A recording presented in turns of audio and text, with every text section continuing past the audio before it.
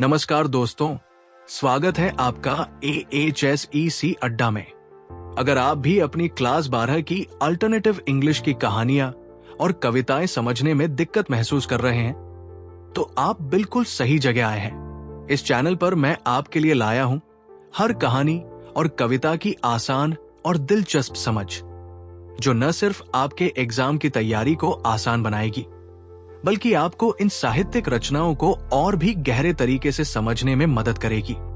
इस वीडियो में हम बात करेंगे the solitude of Alexander Selkirk कविता की, जो आपके आगामी एग्जाम में बेहद महत्वपूर्ण है। अगर आप चाहते हैं कि आप हर अध्याय को पूरी तरह से समझें और अच्छे अंक प्राप्त करें, तो चैनल को सब्सक्राइब करें, वीडियो को लाइक करें और अपने दोस्तों के साथ शेयर करें, ताकि और लोग भी इस शिक्षा से लाभ उठा सकें। मैं जल्द ही और भी महत्वपूर्ण अध्यायों की व्याख्या लेकर आऊंगा। तो क्या आप तैयार हैं इस बेहतरीन सफर के लिए? चलिए शुरू करते हैं।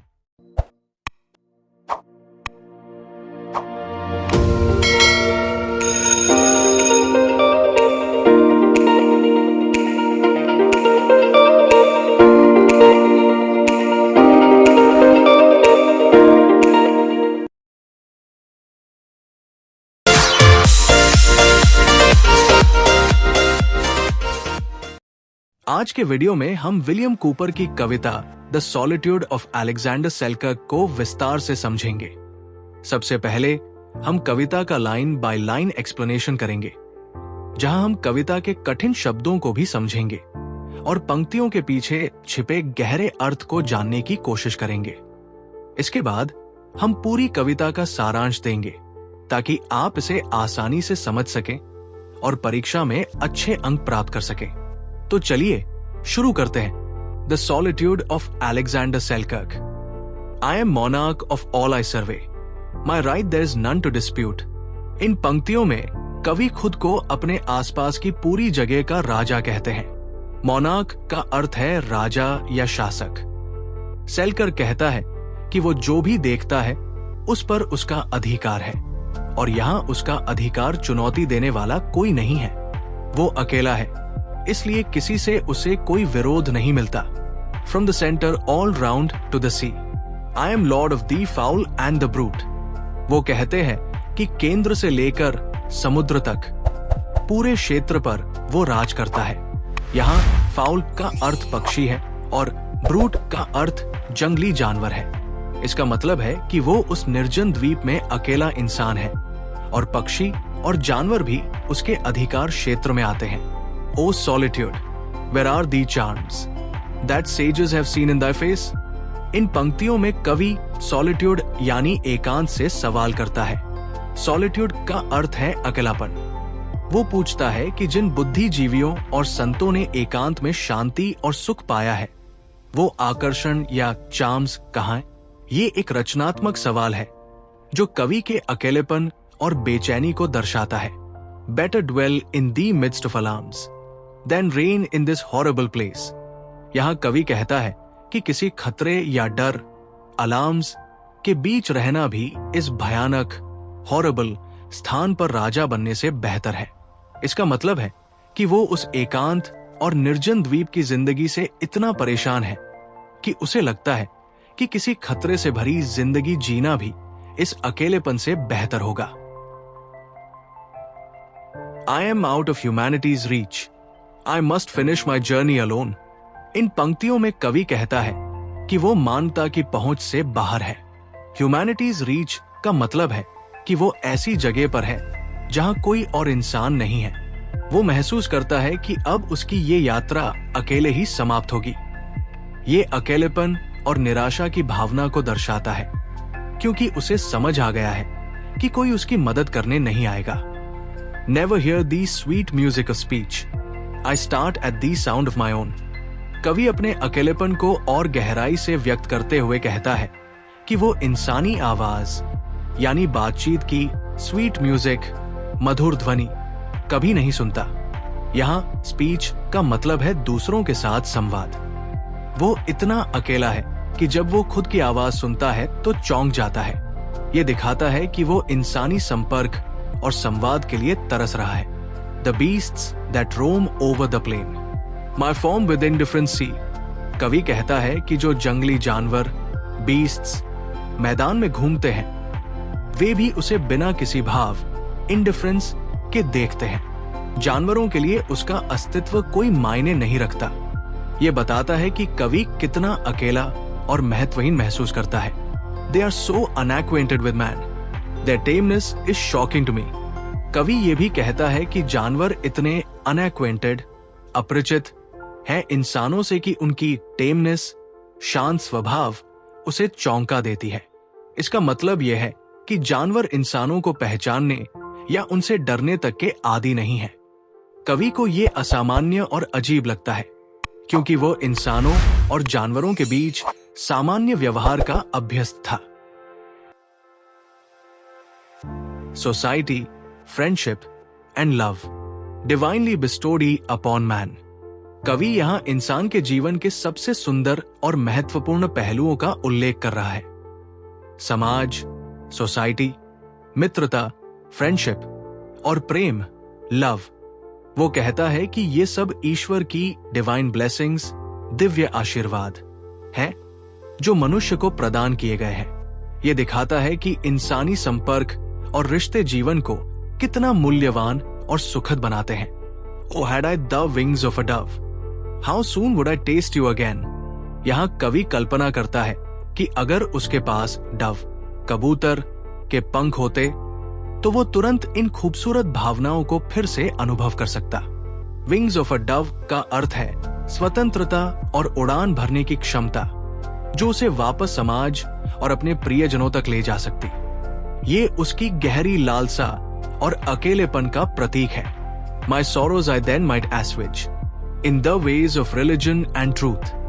कवि कहता है कि अगर वो समाज में वापस लौट पाता तो वो अपने दुखों, सोरोज को शांत, एसवेज कर सकता था। वो धर्म, रिलीजन और सत्य, ट्रूथ के रास्तों पर चलकर अपनी आत्मा को शांति और सुकून प्रदान कर सकता था। यहाँ रिलीजन एंड ट्रूथ आंतरिक शांति और जीवन के सही मार्ग का प्रतीक है। Might learn from the wisdom of age and be cheered by the sallies of youth। कवि आगे कहता है कि समाज में लौटकर वो बुजुर्गों की विजडम, बुद्धिमानी से सीख सकता था और युवाओं की सैलीज, मजाकिया बातें और उत्साह से प्रसन्न हो सकता था। ये समाज की विविधता और उसमें मौजूद सभी पीढ़ियों के योगदान का महत्व दर्शाता है। ये wines that have made me your sport convey to this desolate shore।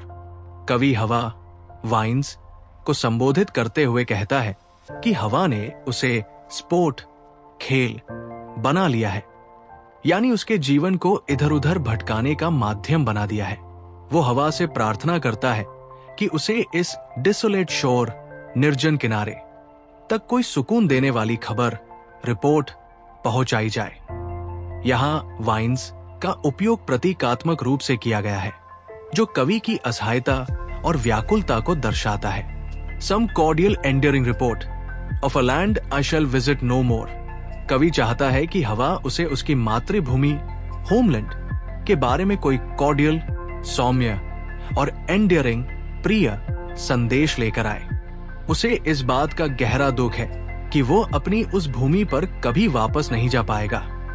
Land I shall visit no more उसके स्थायी अलगाव और मातृभूमि के प्रति उसकी गहरी लालसा को व्यक्त करता है। My friends, do they know and then send a wish or a thought after me. कवि यहाँ अपने मित्रों को याद करता है और सवाल करता है कि क्या उसके दोस्त कभी कभी उसके बारे में सोचते हैं या उसे शुभकामनाएं भेजते हैं। ये उसके अकेलेपन और उसके मित्रों के प्रति उसकी गहरी भावनाओं को दर्शाता है। Oh, tell me I yet have a friend, though friend I am never to see। कवि आग्रह करता है कि उसे कोई ये बता दे कि उसके पास अभी भी एक सच्चा मित्र है, भले ही वो मित्र ऐसा हो जिससे वो कभी मिल नहीं पाएगा। ये पंक्तियां गहरी भावुकता और अपनेपन की लालसा को व्यक्त करती है। अकेलेपन के बावजूद कवि अपने मित्रों के अस्तित्व और उनके द्वारा याद किए जाने की उम्मीद रखता है। How fleet is a glance of the mind compared with the speed of its flight. कवि कहता है कि माइंड, मन की एक झलक या कल्पना कितनी तेज होती है, वह इसकी स्पीड ऑफ फ्लाइट, उड़ने की गति की तुलना करता है और महसूस करता है कि मन की गति इतनी तेज है कि ये किसी भी चीज को पार कर सकती है। यहाँ कवि मन की अद्भुत शक्ति का वर्णन कर रहा है जो समय और स्थान की सीमाओं को तोड़ सकती है। The tempest itself lags behind and the swift winged arrows of light. कवि कहता है कि टेम्पेस्ट, आंधी, और एरोज ऑफ लाइट, प्रकाश की किरणें, जो स्वाभाविक रूप से तेज मानी जाती है, वे भी मन की गति के आगे धीमी लगती है। ये दिखाता है कि मन की कल्पना और स्मृतियां कितनी तीव्र होती है, जो पलक झपकते ही किसी भी स्थान या समय में पहुंच सकती है। When I think of my own native land, in a moment I seem to be there। कवि कहता है कि जब वो अपनी नेटिव लैंड, मातृभूमि के बारे में सोचता है तो उसके मन की कल्पना उसे पल भर में वहां पहुंचा देती है। ये उसकी मातृभूमि के प्रति गहरी लालसा और मानसिक यात्रा का प्रतीक है। वो महसूस करता है कि भले ही वो शारीरिक रूप से अपनी भूमि से दूर है, उसका मन वहां पहुंचने में सक्षम है। But alas, recollection at hand soon hurries me back to despair। लेकिन कवि तुरंत रिकलेक्शन, स्मृतियों की वास्तविकता में वापस आ जाता है। उसे एहसास होता है कि वो वास्तव में अपनी मातृभूमि से दूर है। ये उसे फिर से डिस्पेयर, निराशा में डाल देता है। यहाँ कवि की खुशी और दुख के बीच का संघर्ष स्पष्ट होता है। But the sea fowl is gone to her nest. The beast is laid down in his lair। कवि कहता है कि सी फाउल, समुद्री पक्षी, अपने घोंसले में लौट चुकी है और बीस्ट, जंगली जानवर, भी अपने लेर, मादा गुफा में विश्राम करने चला गया है। ये पंक्तियां प्रकृति के जीवों की दिनचर्या और उनकी शांति की ओर संकेत करती है। यहाँ कवि ये बताता है कि हर प्राणी, चाहे वो पक्षी हो या जानवर, अंततः एक निश्चित समय पर आराम करने लौटता है। Even here is a season of rest, and I to my cabin repair। कवि ये स्वीकार करता है कि इस निर्जन द्वीप पर भी सीजन ऑफ रेस्ट, विश्राम का समय आता है। जैसे अन्य प्राणी विश्राम करते हैं, वैसे ही कवि भी अपने कैबिन, झोपड़ी में लौटता है। ये पंक्तियां दिखाती हैं कि शांति और आराम प्रकृति का एक स्वाभाविक हिस्सा है, भले ही वो जगह कितनी ही कठिन या अजनबी क्यों न हो। There's mercy in every place and mercy encouraging thought।